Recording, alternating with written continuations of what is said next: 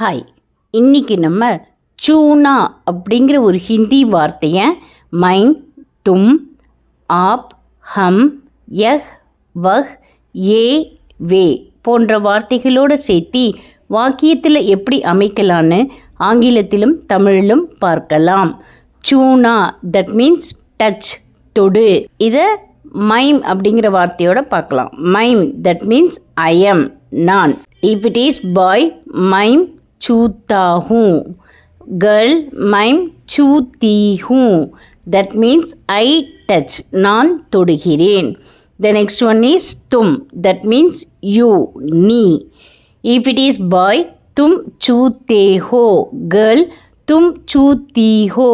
That means you touch, நீ தொடுகிறாய். The next one is आप. That means you. We will use this while giving respect. If it is boy, आप छूते हैं. Girl, आप छूती हैं. That means you touch, நீங்கள் தொடுகிறீர்கள். The next one is हम. That means we, நாம். If it is boy, हम छूते हैं. Girl, हम छूती हैं. That means we touch, நாம் தொடுகிறோம். The next one is யஹ், வஹ். That means he, she, it. இவன், அவன், இவள், அவள், இது, அது. We will see the sentence. If it is boy, யஹ் छूता है. Girl, யஹ் छूती है. Boy, वह छूता है. Girl, वह छूती है. That means he touches, she touches, it touches. இவன் தொடுகிறான், அவன் தொடுகிறான், இவள் தொடுகிறாள், அவள் தொடுகிறாள், இது தொடுகிறது, அது தொடுகிறது.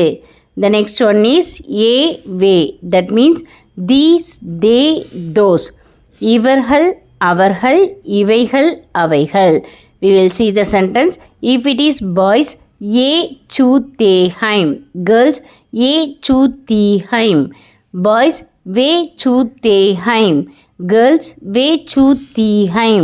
That means these touch, they touch, those touch. இவர்கள் தொடுகிறார்கள், அவர்கள் தொடுகிறார்கள், இவைகள் தொடுகின்றன, அவைகள் தொடுகின்றன. தன்யவாத். நமஸ்தே.